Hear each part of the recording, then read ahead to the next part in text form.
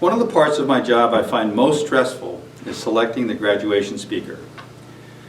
I want to get someone who will be a good speaker, but also someone whom the seniors can relate to. I think that is more important than getting someone famous. It is also good if the speaker has some connection to our school. This year it seemed especially important we have as a speaker someone close to GSA and to the students. I am delighted that Ms. Libby Rosemeier, GSA alumna class of 1977 and our assistant head of school, said yes when I asked her. Libby is a consummate educator, one who always thinks about the right thing. What will be best for the students?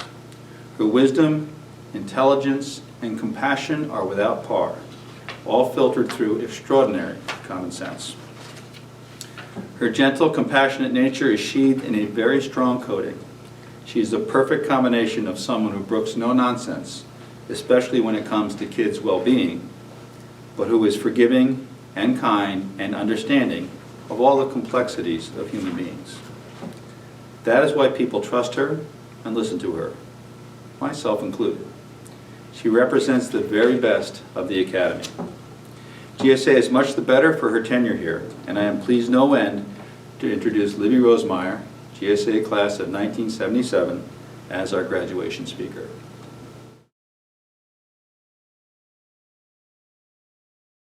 Dear seniors, we truly must be in the twilight zone because Mr. Seeley asked me to speak at your graduation. But the times are strange, and really you're the only class that I'd do this for. It was possibly an act of desperation on his part because, you know, all the usual candidates for graduation speaker are busy trying to run the country during a pandemic or binge watching Tiger King. It was also a leap of faith on Mr. Seeley's part because, quite frankly, he never knows what I'm going to say. Really. One thing he does know is that I'll say what's on my mind and it won't take long. First, I'd like to acknowledge that this year has been tough on you. It started out like any other senior year, but sometime in the middle of March it took a strange detour and here we are. There are obvious things you've missed out on: Jazz Fest, baseball, softball, tennis, track, art shows, senior debates, sailing, and just regular old school days. Being with your friends, your teachers, seeing Debbie, Nurse Nikki, Mr. Eck. The hardest part, I'm guessing, is that you missed out on being with your friends here at school. Or maybe it's school lunches and Tony's whoopie pies. I don't know. I think you should know that there are things I miss too. I miss seeing you arrive at school in the mornings. I miss hearing snippets of your conversations as I walk through the halls. I miss hearing, "Hey, can I talk to you?" Or "Have you got a minute?" Or "Can I see the Twinkie?"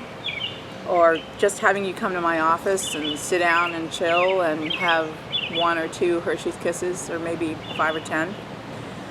We didn't get to go through the normal stages of senior year that happen after independent study when you guys all come back to school, where we do that kind of dance, where you guys are pains in the butt, and we're all seeing the end of the year looming, and your grades aren't what they should be, your attendance isn't what it should be, but you're kind of looking at us like, you can't tell us what to do, we're almost done.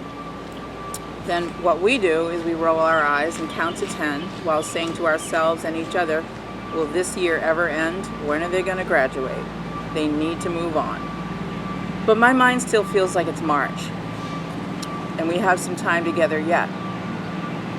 But the reality is that graduation is here, and you're really leaving, and I'm not quite ready for you to go. I mean, some of you still haven't seen the Twinkie. There are things I want to tell you and things I want to ask you. Like, what are you looking forward to next year? Are you going to work? Where are you going to work? Are you going to college? Where are you going to college? Who are you going to room with? Did you get a new car? I just want to ask you these things, and I can't do it. I also want to tell you that you need to learn to navigate your way around a new system. You know the system at GSA, you know how to navigate it, but next year you'll be in a new job, at a new school, or in a new place. Learn to navigate your way around it. So I'm sad for you, and I'm sad for me, and for GSA that we missed out on so much good stuff. But I'm going to get past the sadness, and so are you. Don't be thinking that you've been robbed of the best moments of your life, because you haven't. The best times in your life are not senior year in high school. They're not even in high school. And how sad would it be if they were? There's so much good that's going to come your way. Graduating college, your first real job, the first time you buy your own car, the first time you fall in love, get married, the traveling you're going to do. There are all kinds of good things coming your way.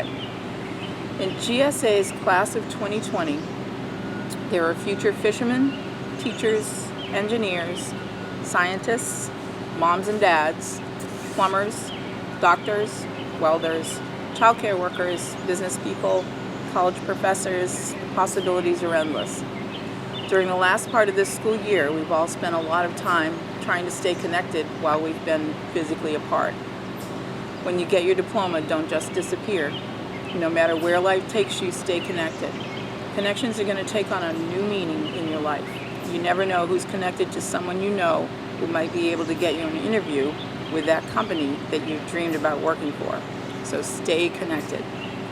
When it's safe to do so, come visit GSA, take a walk around the campus, and say hi.